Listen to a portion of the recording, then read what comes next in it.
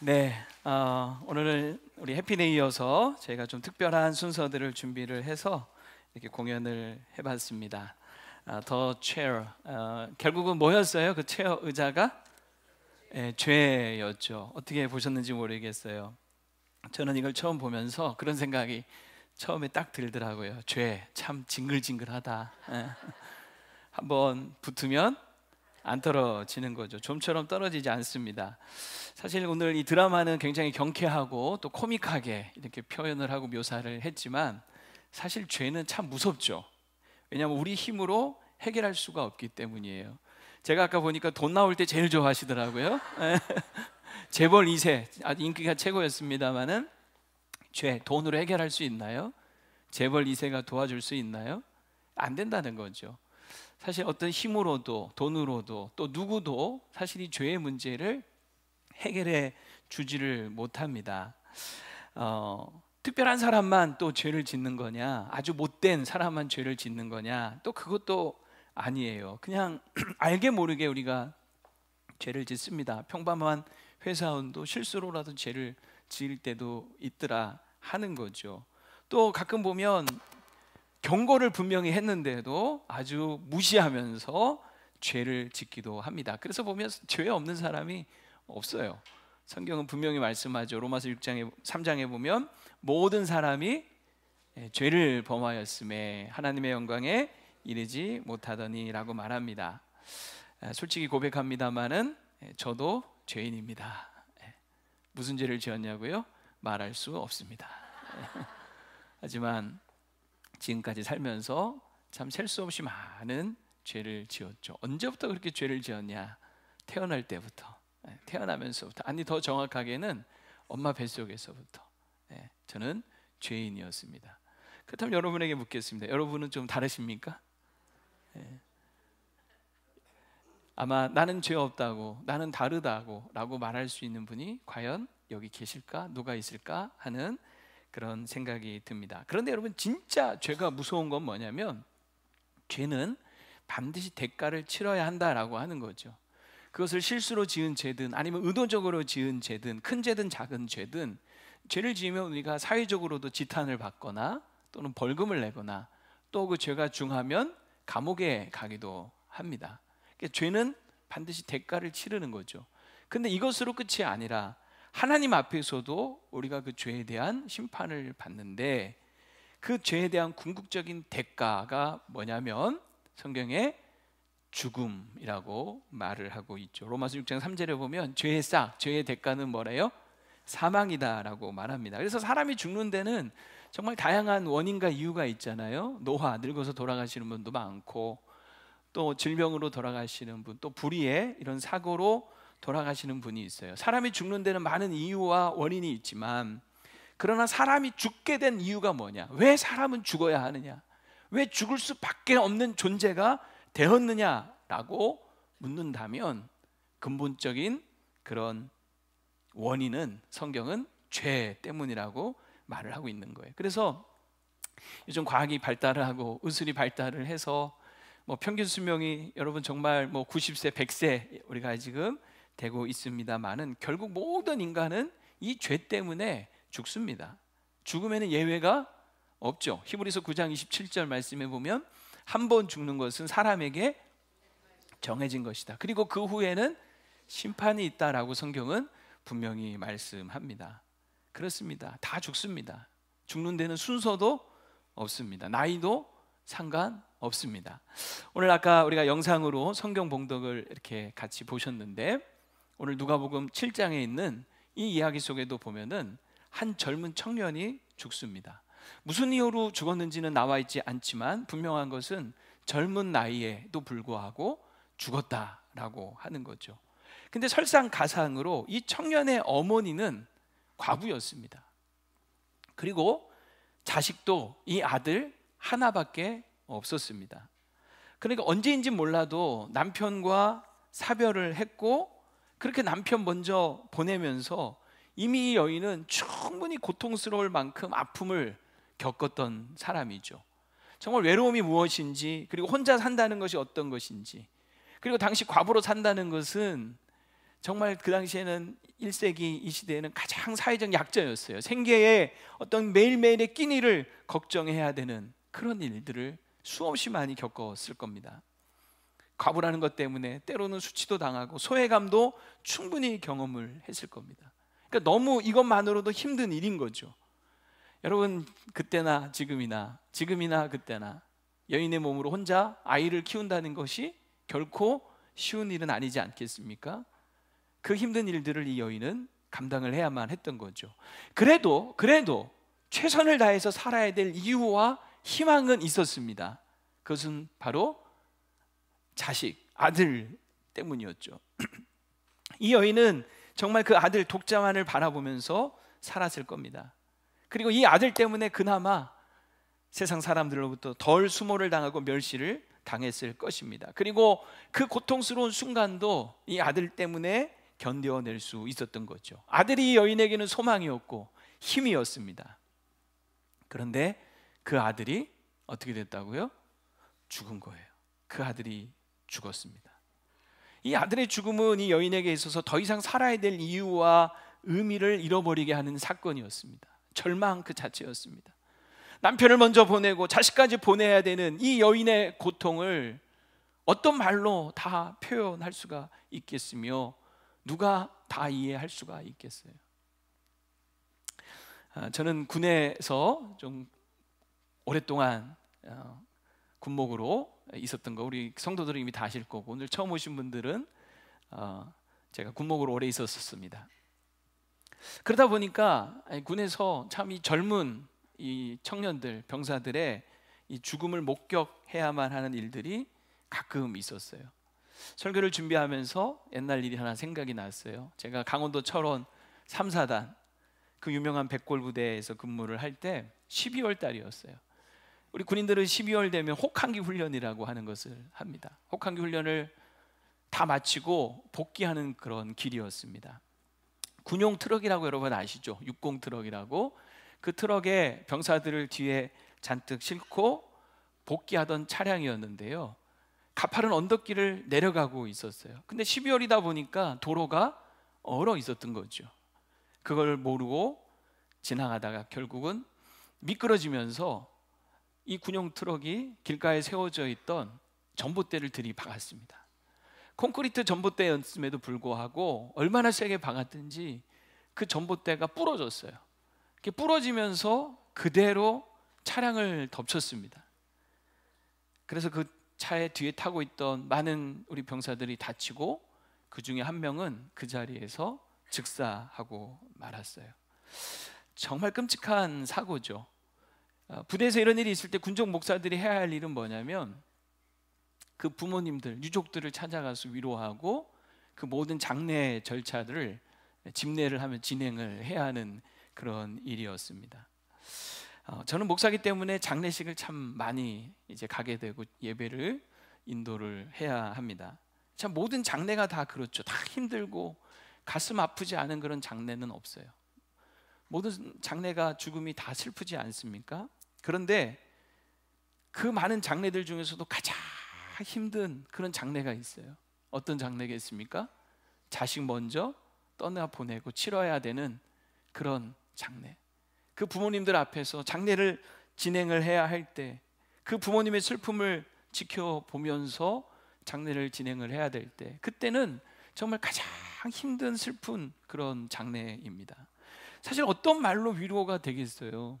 어떤 말이 위로가 되겠어요?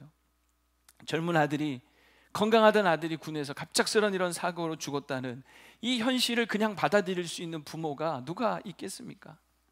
그 슬픔과 그 분노를 어찌 참아낼 수가 있겠어요? 그래서 그때를 다시 한번 제가 설교를 준비하면서 떠올려 봤을 때 지금도 생생하게 기억나는 것은 그 어머니가 그 장례식에 그 바닥에 주저앉아서 아들의 그 이름을 연신 불러 가시면서 내 아들 살려내라고, 내 아들 살려내라고 그렇게 대성통곡하며 오열하다가 또 실신하기를 몇 번씩 하는 것을 보았었던 것이 기억이 납니다. 정말 그런 슬픔 앞에 제가 목사지만 할 수 있는 것은 정말 아무것도 없어요. 진심으로 위로해 주고 싶지만 무엇이 위로가 되겠어요? 정말 인간의 어떤 무력함을 뼈저리게 느끼면서 할 수 있는 것이라고는 그저 그 장례식을 끝까지 함께하며 그 장례 행렬을 끝까지 지켜보는 것밖에 없는 거죠. 어쩌면 이것이 우리가 다 동일하게 느끼는 인간의 한계인 거죠. 아마 이런 한계를 오늘 이 본문에 나오는 이 청년의 죽음 앞에 그 동네 모든 사람들이 함께 느꼈을 그런 무력감과 한계라고 생각이 듭니다. 이 나인이라고 하는 성에서 있었던 일인데 큰 도시가 아니에요. 작은 동네입니다. 그러니 아마 이 어머니도 이 청년도 동네 모든 사람들이 너무 속속들이 잘 알았을 거예요. 이 청년이 죽었을 때 모든 동네 사람들이 다 같이 슬퍼하며 가슴 아파했을 겁니다. 여러분, 유대의 그 장례식은요, 일반적인 그 관례가 뭐냐면 사람이 죽고 난 후에 하루가 지나기 전에 장례를 다 끝내버립니다. 왜냐하면 무더운 날씨기 지역이기 때문에 시신이 금방 막 부패하기 시작을 합니다. 그리고 율법에 의하면 이 시신을 만지는 사람마다 다 부정해지기 때문에 빨리 이 장례를 다 치르는 것이 그 시대의 어떤 그 유대의 관례였어요. 우리는 그래도 장례를 보통 며칠간 하죠? 그래도 3일간 하잖아요. 왜 3일을 합니까? 그 3일 동안 충분히 서로 애도하고 위로하는 그런 충분한 시간을 갖기 위함 아니었겠어요? 그러나 유대의 장례는 채 하루가 되기도 전에, 내 아들이 죽었는데 채 하루가 되기도 전에 이 아들의 시신을 메고 나가서 무덤에 안치를 해야 하는 그런 상황인 거예요. 그러니 그 장례 행렬을 따라가는 그 엄마는 정말 여러분 하늘이 무너지는 것 같고 아마 걸을 힘조차 없지 않았겠습니까? 그런 장례를 치르는 그 어머니를 보며 그 동네의 모든 사람들이 함께 슬퍼하며 할 수 있는 것이라고는 그저 그 장례 행렬을 함께 따라가는 것 뿐이었죠. 이 여인에게 어떤 말을 해주면 위로가 되겠습니까? 어떤 말을 해주면 이 여인이 조금 덜 슬플 수가 있겠습니까? 모두가 다 마음으로 어떻게 너무 안 됐다, 너무 안 됐다, 불쌍해서 어떡하냐, 다 이런 마음이었지만 이 여인에게 어떤 말을 해주면 위로가 되겠으며 힘이 될 수 있을지 사실 할 말이 없는 거죠. 할 말이 없는 거죠. 아마 처음에는 다들 부둥켜 안고 같이 엉엉 울어줬을 거예요. 그렇게 울다가 너무 사람이 심하게 울면 몸이 상하니 또 다독이면서 울지 말라고. 죽은 사람은 죽은 것이고 산 사람은 또 살아야 하니 이제 그만 슬퍼하고 울지 말라고 하면서 울지 말라고 다독거렸을 겁니다. 우리가 이제 가족이 되어줄 테니 이제 그만 울라고 그렇게 아마 다독였을 거예요. 또 어떤 사람은 실컷 울라고, 지금 아니면 언제 울겠냐고, 울지도 못하면 뭘 할 수 있겠냐고 그냥 마음껏 울라고 그렇게 또 말하는 사람도 있었을지 모르겠습니다. 다 마음은 진심으로 이 여인을 위로하고 힘이 되어주고 싶었던 것이죠. 그러나 그런 말들을 하면서도 이 말이 참 공허하다는 것을, 이 말이 얼마나 여인에게 위로가 될 것인가에 대한 그 인간의 무력함을 같이 느끼면서 그저 할 수 있는 것이라고는 그 장례의 행렬에 함께 하는 것 뿐이었을 것입니다. 그렇게 거대한 장례 행렬이 동네 밖으로 나오고 있을 때였어요. 또 하나의 행렬이 그 동네를 향하여 다가오고 있었습니다. 아까 누가복음 7장에 읽은 그 말씀에 의하면 그 행렬은 예수님의 행렬이었습니다. 예수님은 그동안 정말 많은 병자들을, 죽어가는 사람들을 살리고 귀신을 쫓아내면서 놀라운 기적들을 막 행하셨죠. 그래서 당시에 예수님을 따르는 12 제자뿐만이 아니라 예수님의 행하신 그 놀라운 기적들을 바라보면서 수많은 무리들이 예수님을 따르고 있었습니다. 그래서 예수님을 따르는 이 행렬도 거대한 행렬을 이루고 있었어요. 하지만 이 예수님의 이 행렬은 이 장례 행렬과는 완전히 정반대였습니다. 예수님의 그 행렬은 기쁨이 넘치고 소망이 막 넘치는, 너무 기쁨과 즐거움으로 가득한 그런 행렬이었죠. 이 두 행렬이 길에서 만난 겁니다. 장래의 행렬과 예수님의 행렬이 만난 거죠. 자, 여러분, 예수님은 이 죽음의 행렬, 이 장래의 행렬을 멈춰 세우십니다.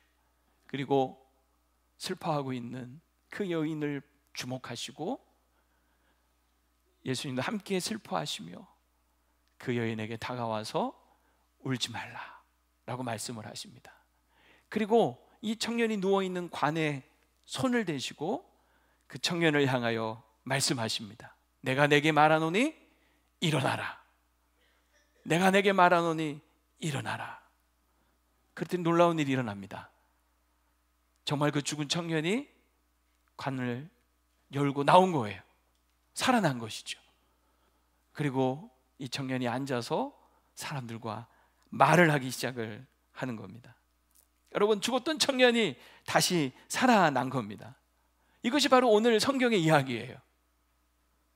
여러분 표정을 보니까 전혀 못 믿겠다는 그런 의심의 표정도 보입니다만은 어쨌든 오늘 이것이 성경의 이야기입니다.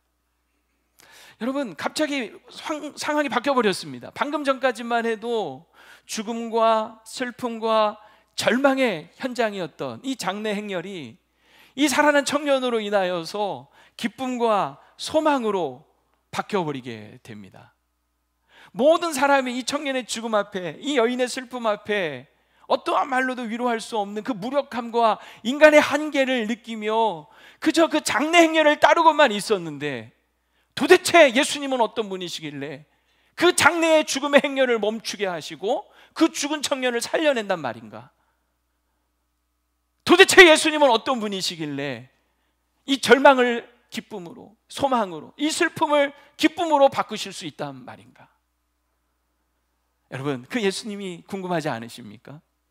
그 예수님을 알고 싶지 않으십니까? 도대체 예수님은 어떤 분이시길래 모든 사람이 그 죽음 앞에 무력함과 한계를 느끼고 아무것도 못하고 그저 그 죽음의 행렬을 뒤따를 수밖에 없었는데, 도대체 예수님은 어떤 분이시길래 그 행렬을 가로막으시고 죽은 자를 살려내신단 말인가? 여러분, 그 예수님을 알고 싶지 않으시냐는 거예요. 제 설교 그만하고 들어가겠습니다. 여러분 표정 보니까 그냥 해라, 네가 알아서 이런 표정인 것 같기도 하고, 너무 분위기가 가라앉아서 제가 좀 분위기를 바꿔보려고 조커를 했습니다. 알고 싶으시죠? 알아야 되겠죠? 여러분, 오늘 아마 처음 우리 교회에 오신 분들 분명히 계실 텐데, 그분들 꼭 오늘 예수님을 알고 만나고 그 예수님을 꼭 마음으로 모실 수 있기를 축복합니다. 부탁합니다. 자, 그러면 이 성경에 이 예수님은 도대체 어떤 분이신지 제가 여러분에게 소개해 올리도록 하겠습니다. 첫 번째, 예수님은 방문하셨습니다. 예수님의 방문이 있었어요. 이 슬픔에 빠진 여인을 예수님이 일부러 찾아오신 겁니다. 예수님이 나인이라고 하는 이 성에 오시기 전에는 어디에 계셨냐면 가버나움이라고 하는 동네에 계셨습니다. 이 가버나움과 이 나인성은 거리가 약 40km예요. 40km. 가까운 거리인가요? 아닙니다. 결코 가깝지 않아요. 요즘처럼 차도 없는 시대에 걸어서 다니려면, 여러분 40km 행군 해보신 적 있으시죠? 우리 남자분들 군대 생활 하실 때 40km 행군, 와, 끔찍합니다. 정말 발에 물집이 잡히고 나중에는요 제대로 걷기 힘들 정도입니다. 더욱이 이 유대 지역은요 한낮에는 30도 40도까지 막 끌어오릅니다. 그런 무더위 속에서 여러분, 40km를 오려면 성인 남자가 시속 1시간에 4km 정도를 걷는다면 정말 행군하듯이 걸어도 10시간 이상 걸리는 거리입니다. 그 거리를, 힘들고 그 먼 거리를 예수님께서 아마 적어도 하루 꼬박 걸려서 가버나움에서부터 이 나인성까지 오신 거죠. 왜 오셨을까요? 아무 이유도 없이 그냥 괜히 이 먼 거리를, 힘든 그 거리를 그냥 오셨을까요? 아닙니다. 예수님은 이 나인성에서 지금 어떤 일이 일어났는지, 그리고 이 과부가 겪고 있는 이 슬픔을 예수님은 다 알고 계셨던 거죠. 멀리서도 아셨던 겁니다. 그리고 이 여인을 만나기 위해서 일부러 찾아오신 겁니다. 여러분, 예수님은 성경에 보면 그냥 아무 목적 없이 행동하신 적은 한 번도 없습니다. 다 하나님의 뜻을 따라서 행하셨고, 예수님이 어디를 가시면 반드시 이유가 있었고 목적이 있었습니다. 그냥 괜히 놀러 한가하게 할 일 없이 오늘은 나인성으로 한번 가볼까? 이러고 오신 것이 아니라고 하는 거죠. 분명한 목적을 가지고 그 먼 거리를 오신 것이었습니다. 바로 이 슬픔에 잠겨있던 이 여인을 아시고 찾아오신 거죠. 그리고 오늘 이 두 행렬의 만남은 사실은 우연이 아니었습니다. 예수님이 정말 아무것도 모른 채 그냥 우연히 이 장례 행렬을 만났다면 여러분 그냥 지나치셨을 수도 있을 겁니다. 솔직히 여러분, 장례 행렬을 누가 맡겠어요? 장례식만큼 중요하고 긴박하고 바쁜 일이 어디 있습니까? 그런데 멀쩡히 가는 장례 행렬을 누가 가로막는다? 아무도 가로막지 않습니다. 근데 예수님이 가로막았다는 것은 분명한 이유를 가지고 오셨기 때문에 막으신 거 아니겠습니까? 이 여인을 만나주시기 위하여, 이 여인의 아픔과 슬픔을 아시고 이 문제를 해결해 주시기 위하여 예수님이 그 목적을 가지고 오셨기 때문에 아무도 가로막을 수 없었던 그 장례 행렬을 세우시고 막으셨던 것이죠. 그렇습니다. 예수님이 여인을 만나기 위해 일부러 찾아오신 거예요. 오늘 우리의 만남도 그렇습니다. 갑자기 노래가 하나 생각나죠? 노사연 씨의 만나. 우리 만남은 뭐예요? 우연이 아니야. 그렇습니다. 여러분, 세상에 우연한 것처럼 보이는 일만 있을 뿐이지 사실은 우연이 아니에요. 우리가 몰라서 그렇지 이미 다 계획되어 있던 일이었던 거죠. 오늘 여러분이 이 자리에 계시는 것도 우연이 아닙니다. 오늘 아마 누군가의 초대로 정말 간절히 부탁하고 사정해서 그래 내가 한번 가줄게 하고 오신 분들도 분명히 계실 거예요. 너무 감사해요. 참 잘 오셨어요. 근데 분명한 것은 뭐냐면 여러분은 그냥 내 발로 내 의지로 오셨다라고 생각할지 모르지만, 그러나 하나님은 여러분을 만나고 싶으셔서 이 모든 일들을 계획하시고 작정하신 줄로 저는 믿습니다. 여러분을 위해 얼마나 많은 분들이 기도하고 바라고 소원했고 준비했는지 모릅니다. 이 모든 일들이 우연인 것처럼 보일지 몰라도 우연이 아니라고 하는 거죠. 예수님은 여러분을 아십니다. 가버나움에서도 그 40km 떨어진 나인성에 있었던 일을 주님은 아셨어요. 왜? 하나님이시기 때문에 아는 거죠. 그것처럼 여러분이 어디에 살고 계시는지, 어디에 살다가 무슨 일을 하고 또 여러분이 지금 어떤 상황과 형편과 처지에 있는지 주님은 다 아십니다. 그리고 여러분을 돕고 싶어 하시고 여러분을 위로하고 싶어 하십니다. 그래서 여러분들을 만나고 싶어 하시는 거예요. 여러분, 예수님이 이 장례 행렬을 막으셨을 때 어떻게 해야 할까요? 바쁜데 지금 누가 가로막냐고 저리 비키라고 하면서 밀쳐낼 것입니까? 아니면 멈추실 것입니까? 멈춰야 하는 거죠. 오늘 여러분, 우리가 다 바쁘게 분주하게 살지 않습니까? 할 일이 얼마나 많습니까? 그래도 여러분, 주님을 만나기 위해서라면 잠깐 멈추셔야 합니다. 오늘 이 아침 정말 힘겹게 정말 어렵게 큰 결심으로 나오신 여러분들 너무 감사한데, 꼭 이 주님을, 여러분을 정말 만나고 싶어 하시는 그 주님을 꼭 만나고 돌아가실 수 있기를 간절히 부탁드립니다. 여기서부터 시작이 되는 거죠. 여기서부터 일은 시작이 된 거예요. 예수님이 찾아오심으로 어떤 일들이 일어나는지 계속 두 번째 보도록 하겠습니다. 예수님이 공감해 주십니다. 이 과부의 그 사정을 보시고 불쌍히 여겨주세요.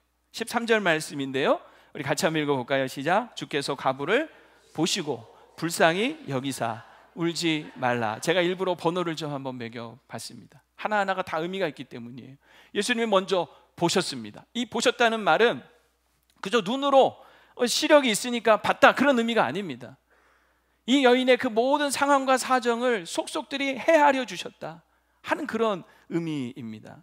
이 여인이 남편 없이 혼자 과부로 살아온 그 모든 지난날의 과거의 그 힘겨운 삶을 주님은 보신 겁니다. 그 고충을 보신 거죠. 그리고 지금 현재 그 아들을 잃은 그 슬픔, 하늘이 무너지는 것 같은 그 슬픔 속에 있는 그 슬픔도 보신 겁니다. 그리고 앞으로 이 아들 없이 혼자서 살아내야 할 그 막막하고 절망스러운 그 미래도 주님은 보신 거예요.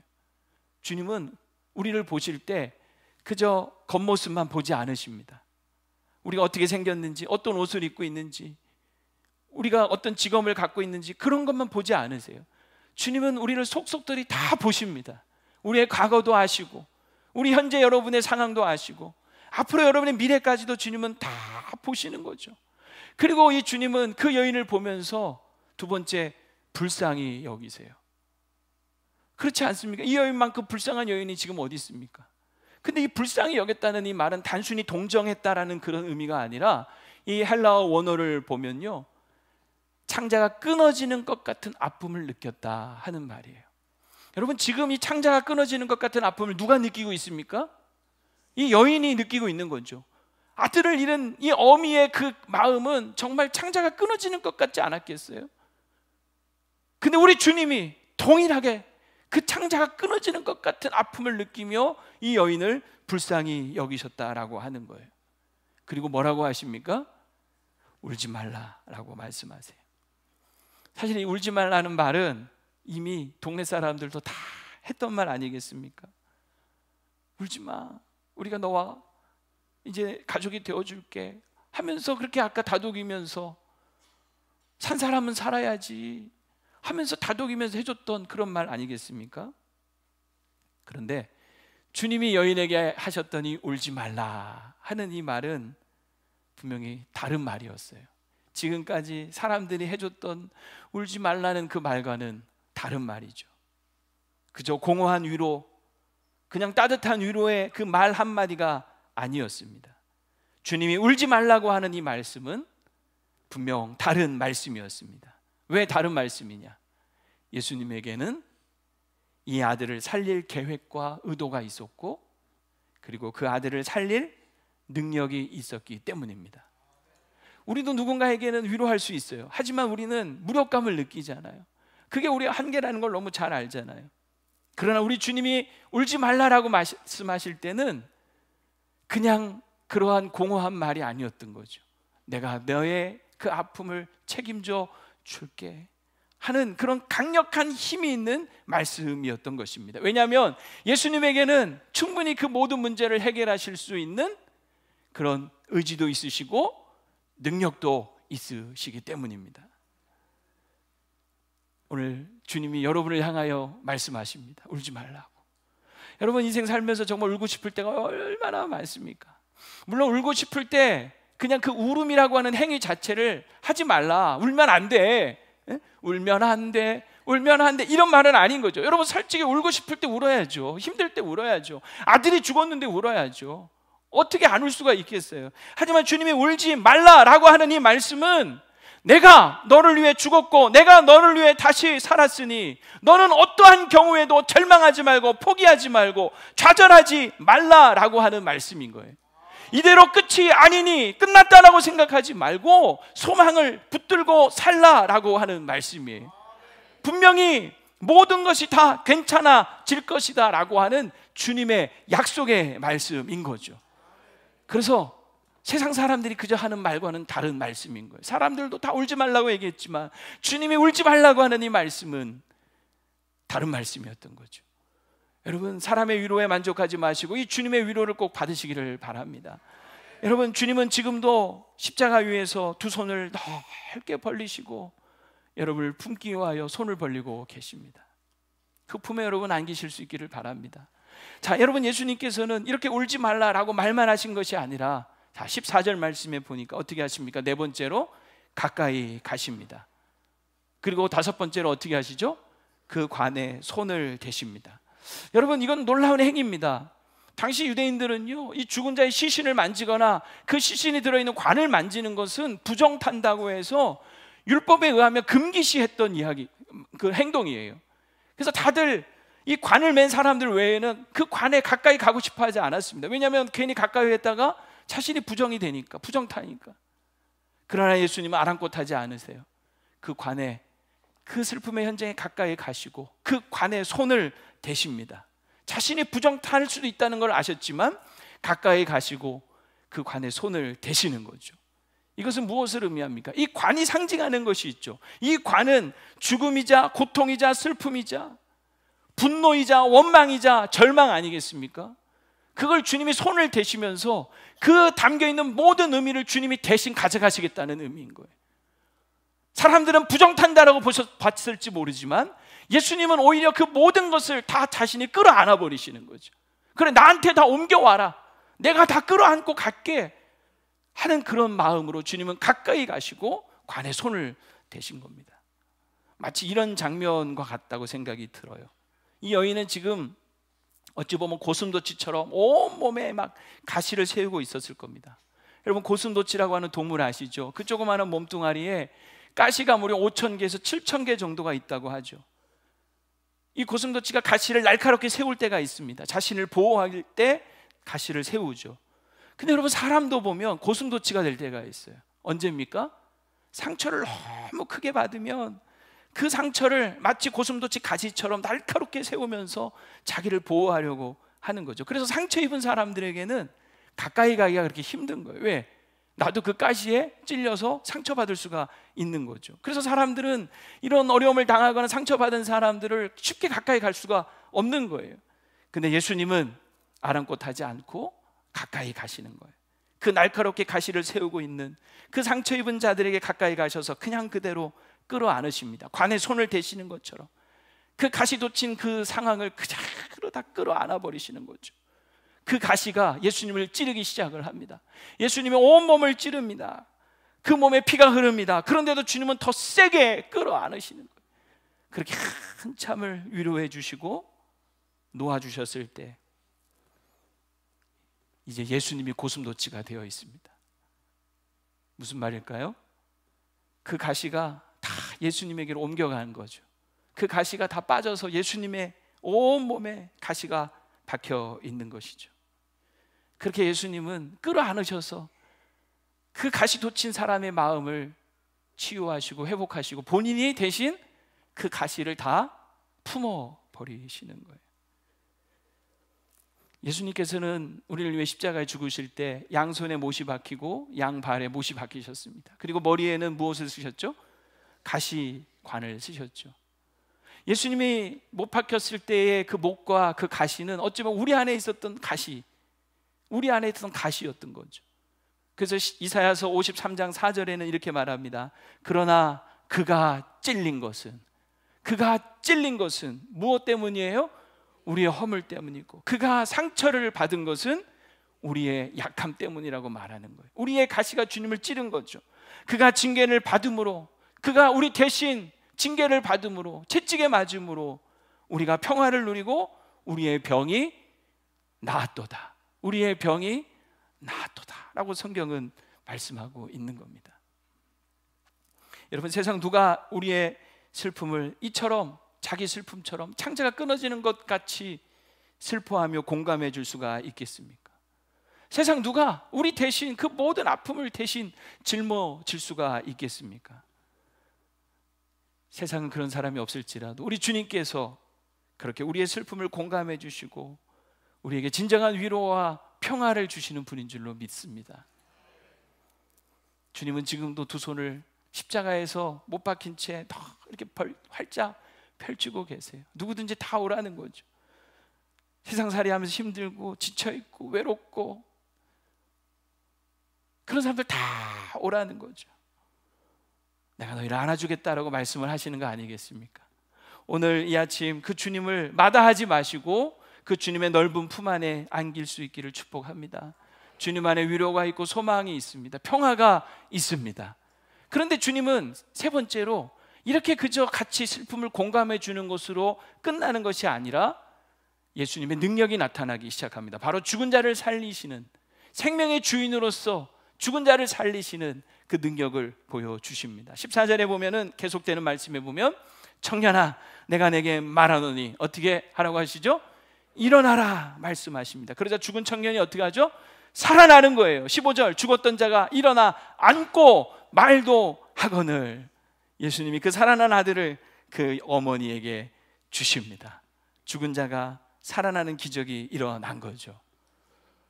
예수님은 죽은 자도 살리실 수 있는, 살리시는 생명의 주인이십니다. 여러분, 예수님이 죽은 자를 살리신 것은 이번만이 아니었어요. 누가복음 8장에 보면 야이로, 회당장 야이로의 딸이 죽습니다. 이번에는 아들이 아니라 딸이었어요. 그런데 예수님이 그 집에 찾아가셔서 그 소녀에게 말씀하십니다. 똑같이 말씀하세요. 일어나라. 달리 다 쿰 일어나라. 소녀야. 이 죽은 소녀가 일어나죠.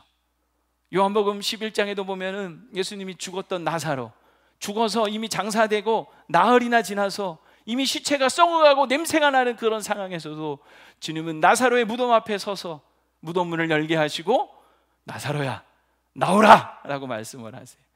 그러자 죽었던 나사로가 다시 살아서 나옵니다.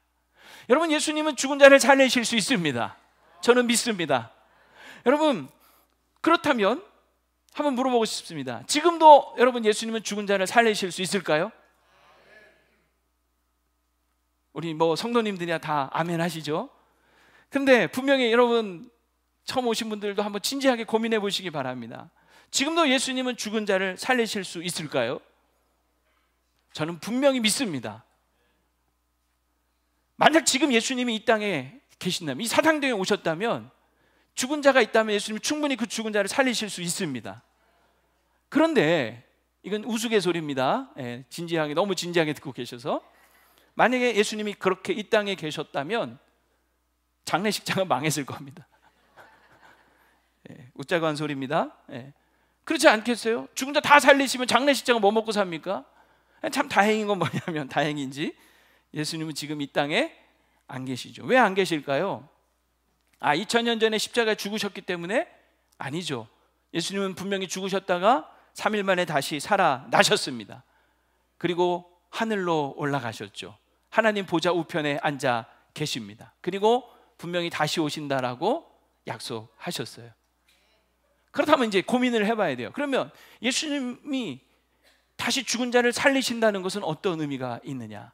오늘 예수님이 요한복음 11장 25절 26절에 보면 이런 말씀을 하십니다. 같이 읽어볼까요? 시작. 예수께서 이르시되 나는 부활이요 생명이니 나를 믿는 자는 죽어도 살겠고 무릇 살아서 나를 믿는 자는 영원히 죽지 아니하리니 이것을 내가 믿느냐? 주님은 오늘도 우리에게 물으십니다. 이것을 내가 믿느냐? 이것을 내가 믿느냐? 여러분 믿으십니까? 이 질문 앞에 진지하게 여러분 고민하고 대답해 보실 수 있기를 바랍니다. 예수님은 분명히 부활이고 생명이셔서 지금도 죽은 자를 살리십니다. 그런데 잘 들어보세요. 죽은 자를 다시 살리시되 이 땅보다 훨씬 더 좋은 곳에서 다시 살리십니다. 그곳이 어딜까요? 바로 천국입니다. 다시 주님은 지금도 죽은 자를 다시 살리십니다. 그런데 살리시되 어디서 다시 살리신다? 이 땅보다 훨씬 더 좋은 곳, 천국에서 살리십니다. 여러분, 세상이 아무리 좋아도 천국만 같을 수가 없는 거죠.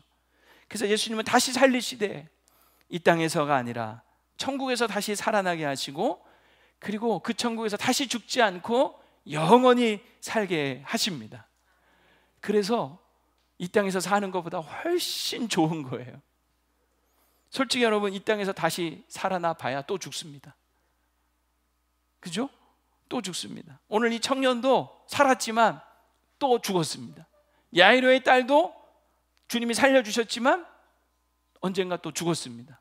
나사로도 살았지만 또 죽었습니다. 이들은 몇 번 죽은 겁니까? 2번 죽은 거예요. 저는 2번 죽고 싶지 않습니다. 이 땅에서 굳이 2번 죽을 필요가 없어요. 그래서 예수님은 우리를 다시 분명히 살리시는데, 나를 믿는 자는 죽어도 살겠고, 분명히 다시 살리시는데 이 땅에서 다시 살아봐야 뭐 합니까? 그래서 주님은 영원한 하나님 나라에서 우리를 다시 살리시는 거죠. 그러면 왜 예수님은 굳이 이 죽었던 사람들을 이 땅에서 살리셨습니까? 그 이유가 도대체 뭐란 말입니까? 그 이유는 바로 우리를 위해서예요. 그들을 보다도 우리를 위해서예요. 도무지 우리가 잘 믿지 않으려고 하니까. 아니, 죽었던 자가 어떻게 살아난다 그래? 말도 안 돼. 잘 못 믿으니까 예수님이 보여주신 거예요. 죽었던 자를 살리실 수 있다는 것을 예수님은 보여주신 거죠. 그래서 물으시는 거예요. 이것을 네가 믿느냐라고 물으시는 겁니다. 오늘 우리가 예수님을 꼭 믿어야 될 이유가 바로 여기에 있는 겁니다. 여러분, 우리가 왜 예수님을 믿어야 합니까? 예수님 믿으면 뭐가 좋은데요? 예수님 믿으면 뭐가 좋습니까? 다른 많은 좋은 것들이 있지만 가장 중요한 이유가 예수님은 우리의 죽음의 문제를 해결해 주셨기 때문입니다. 이 죽음의 문제를 해결해 주셨다는 것은 뭐냐면 죽음의 원인이 되는 죄의 문제를 해결해 주셨다는 것이고 죽음 이후의 문제까지도 해결해 주셨다는 그런 말입니다. 우리는 다 죽습니다. 그러나 죽음으로 끝이 아니고 천국과 지옥이 있습니다. 그러나 예수님을 믿으면 다시 삽니다. 다시 사는데 어디에서 삽니까? 천국에서 삽니다. 언제까지 삽니까? 영원히 삽니다. 그래서 예수님을 꼭 믿으셔야 합니다. 가끔 어떤 분들 그래요. 예수 믿으면 뭐가 나오는데 떡이 나오냐 밥이 나오냐. 제가 분명히 말씀드립니다. 우리 교회 오시면 떡 나오고 밥 드립니다. 교회에 오시면 매주 따뜻한 밥 드릴 수 있습니다. 다음 주는 추수감사주일이어서 떡도 드립니다. 근데 여러분 중요한 건 그게 아닌 거죠. 그 한 끼 밥, 그 한 덩어리 떡이 중요한 게 아니라 예수님이 생명의 떡이시라는 겁니다. 요한복음 6장에 보면 내가 곧 생명의 떡이다 라고 말씀하세요. 여러분 우리가 떡을 먹으면 그 떡이 우리에게 양식이 되어서 우리를 또 살게 하지 않습니까? 잠깐 살게 하죠. 근데 이 떡이 우리 안에 들어와서 우리를 잠깐 살게 하는 것처럼 생명의 떡인 예수님을 우리가 믿으면 그 생명의 떡이 우리에게 영원한 생명을 준다라고 하는 사실입니다. 여러분 꼭 예수님을 믿고 이 부활의 능력을 경험하실 수 있기를 축복합니다. 이제 말씀을 정리하려고 합니다. 여러분 오늘 이 사건이 일어난 동네가 나인성이에요. 나인성. 이 나인이라는 뜻이 아름답다, 즐겁다 하는 그런 뜻입니다. 여러분 세상이 아름답습니까? 즐거우십니까? 표정들을 보니까 다들 힘드신 것 같으네요. 분명 누군가에게는 이 세상이 너무 아름답고 즐거울 거예요. 요즘같이 또 가을 하늘이 참 파랗고 푸르고 단풍이 정말 오색 찬란하게 물들어가는 이때 세상 참 아름답다, 즐겁다 하는 분들이 분명 있을 겁니다. 그러나 또 누군가에게는 너무 잔인할 정도로 이 가을이 끔찍하고 고통스러울 수도 있는 거죠. 세상이 그런 거예요. 나인성이지만 아름답다 즐거움의 성이지만 그곳에는 고통과 슬픔도 함께 공존하고 있었어요. 결국 이 세상에는요 거대한 두 행렬이 있습니다. 죽음의 행렬이 있고 생명의 행렬이 있어요. 우리는 이 두 행렬 중에 어딘가에 속해서 지금 인생의 길을 가고 있는 것입니다. 여러분 지금 어느 행렬에 서 계십니까? 아니 어느 행렬에 서고 싶으십니까? 분명히 이 죽음의 행렬에서 나와서 이 생명의 행렬에 서야 하지 않겠습니까? 그렇다면 여러분 우리를 만나기 위해서 일부러 하늘 영광 보좌를 다 버리시고 이 땅에 친히 사람이 되어서 우리를 찾아오신 예수님을 만나셔야 합니다. 그리고 이 땅에서 당하는 그 슬픔을, 우리의 아픔을 다 보시고 함께 가슴 아파하며 슬퍼하며 다가오셔서 울지 말라고 꼭 끌어안아 주시는 예수님을 받아들이셔야 합니다. 그리고 죽은 자를 다시 살리시고 영원히 살게 하시는 생명의 주가 되시는 예수님을 믿으셔야 합니다. 오늘 아마 처음 우리 오신 분들 부탁드립니다. 꼭 이 죽음의 행렬에서 나와서 이 생명의 행렬, 예수님의 그 행렬에 서실 수 있기를 축원합니다.